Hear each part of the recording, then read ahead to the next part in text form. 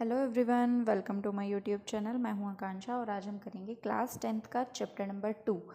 Chapter 2 है हमारा बहुपद यानी कि पॉलिनॉमियल। चैप्टर को स्टार्ट करने से पहले हम थोड़ा सा इसका इंट्रोडक्शन पार्ट देख लेते हैं, यानी कि इस चैप्टर के अंदर क्या क्या चीज़ें हैं। बिल्कुल बेसिक से तरीके से हम स्टार्ट करेंगे, एकदम स्टार्टिंग से लेके, और हर एक चीज़ को हम एक एग्जाम्पल के साथ ज़रूर समझ लेंगे जिससे हमें बहुत ही अच्छे से समझ में आ जाए। तो स्टार्ट करते हैं हम। सबसे पहले देखते हैं चर।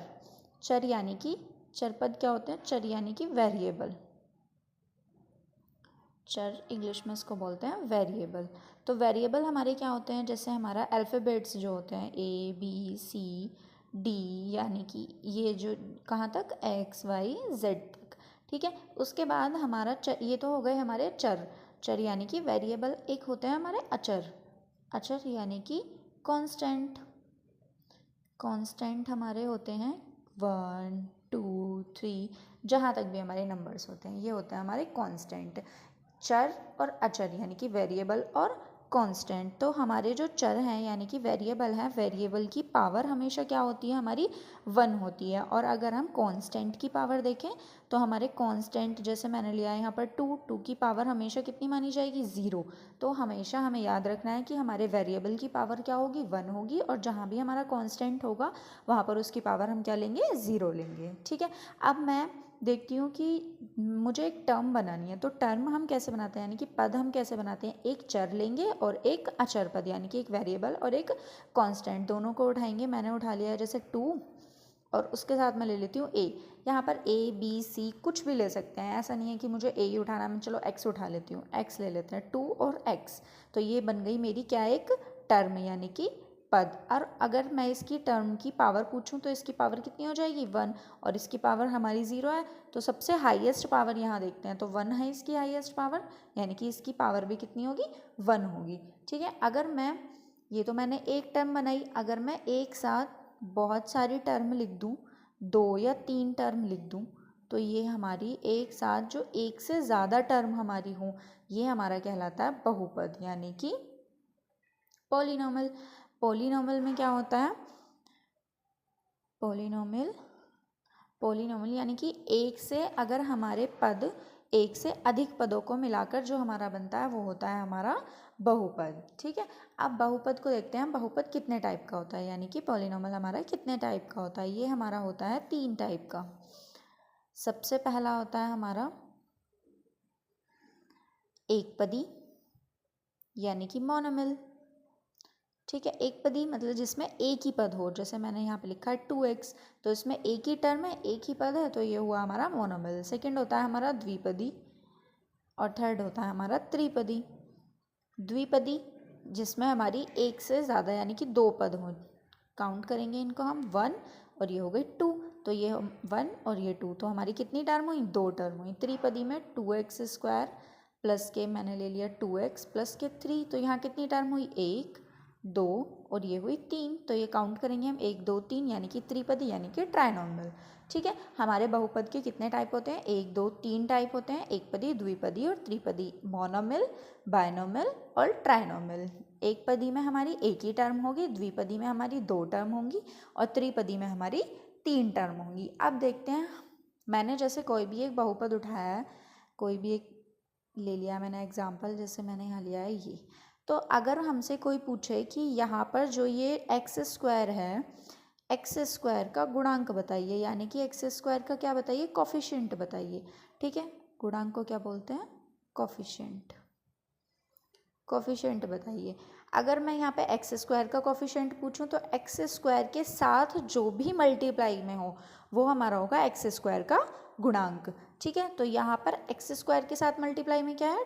2, तो हमारा x² का गुणांक क्या होगा? 2। अगर मैं पूछूं यहाँ x का कोफिशिएंट अगर मैं पूछूं तो x का कोफिशिएंट यानी कि x के साथ जो मल्टीप्लाई में है, यानी कि 3।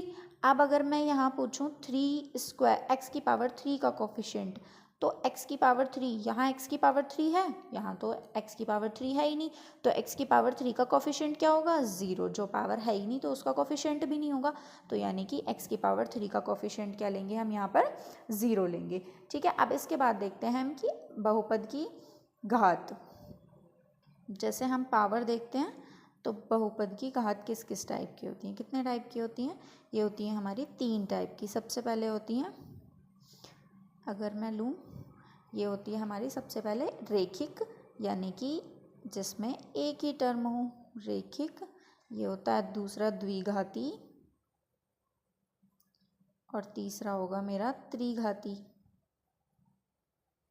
ठीक है, तो ये सबसे पहले आता है रेखिक, यानी कि इसमें कितनी टर्म होंगी हमारी, एक ही टर्म होगी। जैसे ए की पावर 2 ए की पावर 1, तो हमारी इसकी घात क्या है, 1, तो यहाँ पर घात क्या होगी हमारी, 1 होगी। अगर मैं यहाँ लिखूँ 2x² प्लस के 2x प्लस का 1, इसकी घात कितनी है,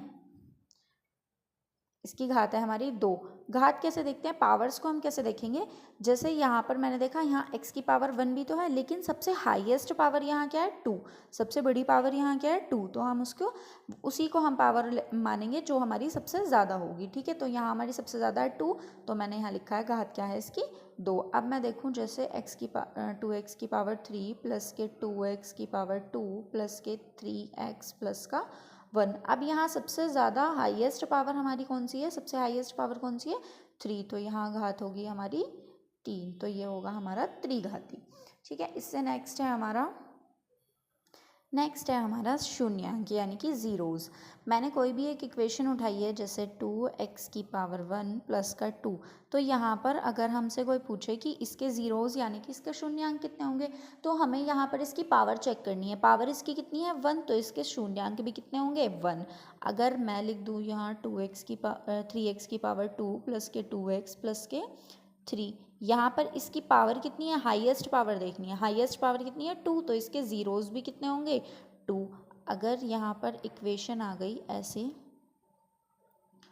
2x प्लस के 3, तो यहाँ पर हाईएस्ट पावर कितनी है, 3, यानी कि x की पावर 3, तो इसके ज़ीरोज़ भी कितने होंगे, 3। यहाँ तो हमने क्या कर दिया कि इक्वेशन को देखा, उसकी हाईएस्ट पावर देखी, और फिर हमने बता दिया कि उसके ज़ीरोज़ भी कितने होंगे, 1। एक इसको मैं थोड़ा सा सॉल्व करके दिखा देती हूँ। 3x की पावर 1 प्लस 2, तो इसकी पावर मैंने कैसे देखा कि इसकी पावर 1 है, तो इसके ज़ीरोज़ भी कितने हुए, 1। अगर मैं इसको थोड़ा सा सॉल्व करके भी देखूँ, 3x इक्वल प्लस का 1 है, उधर जाके किसका 1 हो जाएगा, माइनस का, सॉरी प्लस का 2 है, उधर जाके किसका हो जाएगा, माइनस का 2। अब मैं यहाँ x की वैल्यू निकाल लेती हूँ, x इक्वल टू -2, और ये इसके साथ किस में था, मल्टीप्लाई में, ये इसके साथ चला जाएगा डिवाइड में, यानी कि यहाँ पर x की वैल्यू जो आएगी वो सिर्फ कितनी आएगी, वो सिर्फ एक ही वैल्यू आएगी। अगर मैं पावर इसको सॉल्व करूँगी, इस टाइप की कोई भी क्वाड्रेटिक इक्वेशन मेरे पास होगी, उसको सॉल्व करूँगी, तो वहाँ पर x की वैल्यू क्या आएंगी, 2x की वैल्यू आएंगी। ठीक है, और अगर मैं इसको सॉल्व करूँगी जहाँ पर पावर 3 है, तो यहाँ पर मेरे पास x की पावर कितनी आएंगी, 3x की पावर आएंगी। ठीक है, x की पावर यानी कि x की पावर 3 है, तो यानी कि मेरे पास सॉल्यूशन भी x के कितने आएंगे, 3 ही सॉल्यूशन आएंगे मेरे पास। ठीक है, अब ये तो हो गया हमने इक्वेशन को देख के बता दिया कि यहाँ पर कितने ज़ीरोज़ होंगे, उसकी पावर को देख के बता दिया कि हमारे पास एक ज़ीरोज़ होगा, तो सॉरी पावर 1 होगी तो एक ज़ीरोज़ होगा, और पावर 2 होगी तो 2 होंगे, 3 होगी तो 3 होंगे। लेकिन अगर हमें किसी ने ग्राफ दिया है, ग्राफ में ये होता है x positive, x negative, y positive, y negative, ये होता है हमारा जो इंटरसेक्टिंग पॉइंट होता है, ये होता है हमारा ओरिजिन, यानी कि मूल बिंदु 0 0। ठीक है, अब मैं यहाँ कोई इस टाइप का ग्राफ बना देती हूँ। ठीक, ये ग्राफ हमारा बन गया। अब ये ग्राफ बन गया, मुझसे किसी ने पूछा है यहाँ x अक्ष पर, यानी कि x एक्सिस पर शून्यांकों की संख्या, यानी कि ज़ीरोज़ की संख्या बता दो, शून्यांकों की संख्या बताओ कितनी है। तो हम इसको कैसे देखेंगे, अब हम देखेंगे कि ये ग्राफ जो है हमारा x वाले एक्सिस पर कितनी जगह टच हो रहा है, कितनी जगह टच हो रहा है, 1 2 3, तो ये हमारा 3 इंटरसेक्टिंग पॉइंट है, 3 जगह हमारे ग्राफ जो है एक्स एक्सिस को टच कर रहा है, तो हमारे शून्यांकों की संख्या कितनी होगी, 3। अब मुझसे कोई पूछे वाई एक्सिस पर हमारे शून्यांकों की संख्या कितनी होगी, क्या ये ग्राफ वाई एक्सिस पर टच कर रहा है, नहीं, तो यानी कि शून्यांकों की संख्या वाई एक्सिस पर कितनी होगी, 0 होगी। अगर मैं दूसरा ग्राफ बना लेती हूँ, एक और ग्राफ से हम इसको समझ लेते हैं, एक्स एक्सिस प्लस का Y plus X minus Y minus, और ये हो गया हमारा ओरिजिन। ठीक है, अब मैं एक ग्राफ बना देती हूँ, ठीक है। अब इस ग्राफ में ये थोड़ा सा ऐसे, इस ग्राफ में एक्स एक्सिस पर बताना है हमें। एक्स एक्सिस पर ज़ीरोज़ कितने होंगे, 1 2 3 और ये हो गए 4, ये हो गए 4 ज़ीरोज़। वाई एक्सिस पर ज़ीरोज़ कितने होंगे, वाई एक्सिस पर तो भाई ये एक ही जगह टच हुआ है, ठीक है, तो वाई एक्सिस पर ज़ीरोज़ कितने होंगे, 1 यानी कि 1। इस टाइप से हम ग्राफ वाले भी, और अगर हमें इक्वेशन दी होगी तो इक्वेशन के भी हम ज़ीरोज़ देखकर बता सकते हैं, ठीक है। अब इस चैप्टर में ये तो हमारा हो गया सब कुछ बेसिक सा। इस चैप्टर में हमें जो है शून्यांकों यानी कि ज़ीरोज़ का एडिशन, शून्यांकों का योग और गुणन करना, इनका फॉर्मूला दिया है, इनको हमें एक्सरसाइज में सॉल्व भी करना होगा, ठीक है। तो सबसे पहले हम यहाँ पर इनके एग्जाम्पल देख लेते हैं, सॉरी फॉर्मूले देख लेते हैं। फॉर्मूले देखने के बाद हम इसको एग्जाम्पल से भी सॉल्व करके देखेंगे, ठीक है। तो पहला फॉर्मूला है इसका, शून्यांकों का योग अगर हम करेंगे तो हमारे पास जैसे 2 शून्यांक आए हैं तो 2 का करेंगे तो अल्फ़ा मान लेंगे, एक को बीटा मान लेंगे, और उसका फॉर्मूला क्या होगा, alpha plus beta equals to minus B upon A. यहाँ पर होगा ये एक्स का गुणांक, एक्स का गुणांक, गुणांक मैंने बताया ना क्या होता है, एक्स का कोफिशिएंट यानी कि एक्स के साथ जो भी मल्टीप्लाई में हो वो हो जाएगा एक्स का गुणांक, और जैसे एक्स स्क्वायर पूछा है तो एक्स स्क्वायर के साथ जो भी मल्टीप्लाई में होगा ये हो जाएगा हमारा एक्स स्क्वायर का गुणांक, ठीक है। अब देखते हैं शून्यकों का गुणन, शून्यकों का गुणन यानी कि अगर शून्यक हमारे मल्टीप्लाई में हो तो हम उसको कैसे करेंगे, मल्टीप्लाई कर देंगे। यहाँ पर योग था तो हमने प्लस में कर दिया, यहाँ पे मल्टीप्लाई है तो हमने दोनों को किस में लिया, मल्टीप्लाई में। सी अपॉन ए, ये हो जाएगा सी हमारा अचर पद। अचर पद पता है ना कैसे होता है, कांस्टेंट टर्म हमारी जो होती है 1 2 3 4, जिसमें हमारे चर नहीं होते, वेरिएबल नहीं होते हैं, ठीक है। और ए हमारा हो जाएगा एक्स स्क्वायर का गुणांक, एक्स स्क्वायर का गुणांक यानी कि एक्स के साथ जो भी हमारा मल्टीप्लाई में हुआ ये हुआ हमारा एक्स स्क्वायर का गुणांक। अब इसको, ये फॉर्मूले तो मैंने लिखवा दिया, अब इसको थोड़ा सा एग्जाम्पल की हेल्प से हम अच्छे से समझ लेते हैं। मैंने यहाँ पर एक एग्जाम्पल लिया है 2x की पावर 2 प्लस 3x प्लस का 1। पहले हम इसको a और b वाले पार्ट से करके देख लेते हैं, ठीक है। तो हम इसको कंपेयर करेंगे इस इक्वेशन से, ax स्क्वायर प्लस के bx प्लस का c। तो a हमारा यहाँ पर क्या होगा 2, और b हमारा यहाँ पर क्या होगा 3, और c हमारा यहाँ पर क्या होगा 1। लिख लेते हैं हम इसकी वैल्यू, a हमारा 2, b हमारा 3 और c हमारा क्या हो जाएगा 1 हो जाएगा। अब यहाँ पर a और b c से तो अगर हम फॉर्मूले में a b c से निकालना है तो a b c से तो हम निकाल देंगे। पहले हम a b c वाला ही करके देख लेते हैं, शून्यकों का योग निकाल लेते हैं।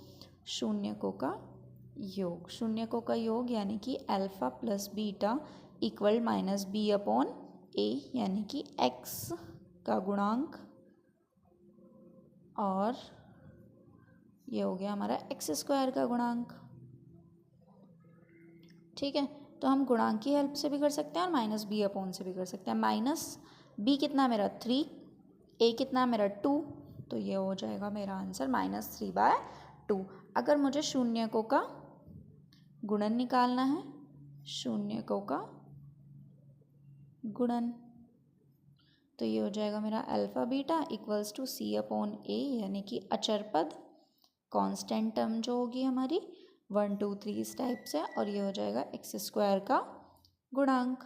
एक्स स्क्वायर के साथ जो भी मल्टीप्लाई में होगा वो होता है हमारा एक्स स्क्वायर का गुणांक। सी मेरा कितना था यहाँ 1, ए मेरा कितना है यहाँ पर 2, तो ये हो जाएगा आंसर मेरा 1/2। अब इसको देखते हैं, ये जो अल्फ़ा और बीटा लिखे हैं इसमें हमें क्वेश्चन में लास्ट में हमें एक आंसर को चेक करने के लिए भी बोलते हैं, ठीक है। तो आंसर को अगर हमें चेक करना है तो चेकिंग के लिए हम कैसे करेंगे, अगर हमें चेकिंग करने के लिए दिए यानी कि जांच करने के लिए दे देते हैं, ठीक है, जांच करने के लिए दिए तो हम सबसे पहले क्या करेंगे, उस इक्वेशन के फैक्टर निकाल लेंगे। जैसे मेरे पास इक्वेशन थी ये 2x स्क्वायर प्लस के 3x प्लस का 1। अब इसके फैक्टर करते हैं, 1 की 2 में मल्टीप्लाई करेंगे तो कितना हो जाएगा 2, तो हमारे पास मल्टीप्लाई करने के बाद तो आना चाहिए 2, और प्लस या माइनस करने के बाद हमारे पास आना चाहिए 3।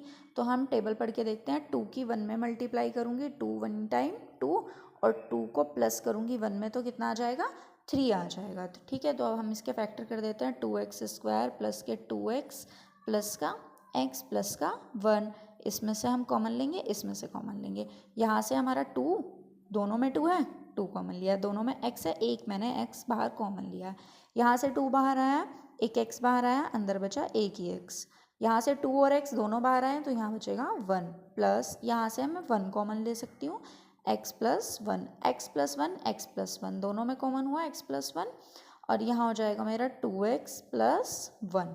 ठीक है, अब इसको मैं थोड़ा सा सॉल्व कर लेती हूँ, x की वैल्यू यहाँ से फाइंड कर लेती हूँ, x प्लस 1 इक्वल टू 0, तो x की वैल्यू क्या हो जाएगी, प्लस का 1 है, उधर जाके किसका हो जाएगा, माइनस का। अगेन मैं ऐसे ही इसको करूँगी, 2x प्लस 1 इक्वल टू 0, तो ये हो जाएगा 2x इक्वल टू माइनस का 1, और x की वैल्यू हो जाएगी -1, ये इसके साथ मल्टीप्लाई में, इसके साथ कहाँ जाएगा, डिवाइड में, तो हमारी x की वैल्यू क्या आई, x की वैल्यू आई हमारी -1, और ये आई -1/2। ठीक है, अब मैं यहीं कर लेती हूँ इसको थोड़ा सा क्वेश्चन को, x की वैल्यू आई हमारी -1 और -1/2, यानी कि अल्फ़ा हमारा जो आया वो आया -1 और बीटा हमारा जो आया वो आया -1/2। अब हमारा अल्फ़ा बीटा तो आ गया, फॉर्मूला हमारा क्या था, अगर हम प्लस के लिए देखें शून्यकों का योग निकालते हैं सबसे पहले, तो alpha plus beta equals to -b/a। ठीक है, तो चेक करने के लिए हमें चेक करने में क्या होगा, अगर ये दोनों हमारे फैक्टर बिल्कुल सही हैं तो हमारे दोनों आंसर क्या होंगे, इधर वाला पार्ट और इधर वाला पार्ट दोनों इक्वल आएंगे। ठीक है, तो अल्फ़ा कितना था हमारा -1 प्लस बीटा कितना था -1/2, सॉल्व कर लेते हैं इसको, माइनस प्लस माइनस -1/2, 2 की 1 में मल्टीप्लाई करेंगे, माइनस का 2 -1/2, माइनस माइनस प्लस, लेकिन निशान माइनस का, -3/2, ये तो आ गया हमारा -3/2। अब हम देखते हैं माइनस b, माइनस तो हमारा ऐसे ही, b हमारा क्या था हमारे पास, b था हमारा, हमने ऊपर निकाला था, b था हमारा 3, तो मैंने लिख दिया 3, और हमें चाहिए a था हमारा 2, तो 3 और ये हो गया हमारा 2, तो क्या ये दोनों इक्वल हैं, 3/2 3/2, तो ये तो दोनों इक्वल हैं, यानी कि हमारे आंसर बिल्कुल सही है। हमारे अल्फ़ा की वैल्यू अल्फ़ा और बीटा की और -b/a की दोनों की क्या आएगी, हमारी इक्वल आएगी। ठीक है, अब बिल्कुल सेम ऐसे ही हमें शून्यकों का गुणन भी कर लेंगे, अल्फ़ा और बीटा का करेंगे अगर हम, alpha beta equals to c/a। ठीक, अल्फ़ा और बीटा कितना है, -1 मल्टीप्लाई -1/2 इक्वल सी हमारा कितना था 1, और ए हमारा कितना था, ए हमने यहाँ भी रखा ना 2, तो ये था हमारा 2, माइनस माइनस प्लस, 1 की 1 में मल्टीप्लाई करेंगे 1 और 2 2, 1/2 1/2, तो हम चाहे आंसर इधर वाले पार्ट यानी कि अल्फ़ा बीटा से करें, चाहे हम c/a b/a x² का गुणांक ये लेके करें, तो हमारे आंसर दोनों से ही क्या आएंगे, सेम आएंगे। ठीक है, तो ये था हमारा शून्यकों का योग और शून्यकों का गुणन। अब इससे आगे हमें एक इक्वेशन और देते हैं ये, उस इक्वेशन में क्या होगा, कोई भी हमें पहले हम इक्वेशन लिख लेते हैं, x² माइनस, यहाँ देंगे हमें ये शून्यकों का योग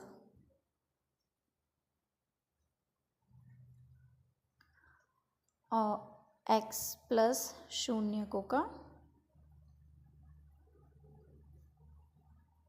गुणन, इक्वल में क्या हो जाएगा हमारा 0 हो जाएगा। ठीक है, तो ये हमारी हो गई, अगर हमें समीकरण बनाने के लिए दी होगी यानी कि इक्वेशन बनाने के लिए दी होगी तो हम इस फॉर्मूले का यूज़ करेंगे। ठीक है, जैसे मैं एग्जांपल की हेल्प से इसको देख लेती हूँ, मैंने एक एग्जांपल लिया है, इसको पहले हम इस फॉर्मूले को थोड़ा सा और अच्छे से लिख लेते हैं, माइनस शून्यकों का योग यानी कि अल्फ़ा प्लस बीटा, तो इसको मैंने alpha plus beta X plus शून्यकों का योग यानी कि अल्फ़ा बीटा इक्वल क्या आ जाएगा 0, तो हम इस फॉर्मूले को ऐसे भी लिख सकते हैं।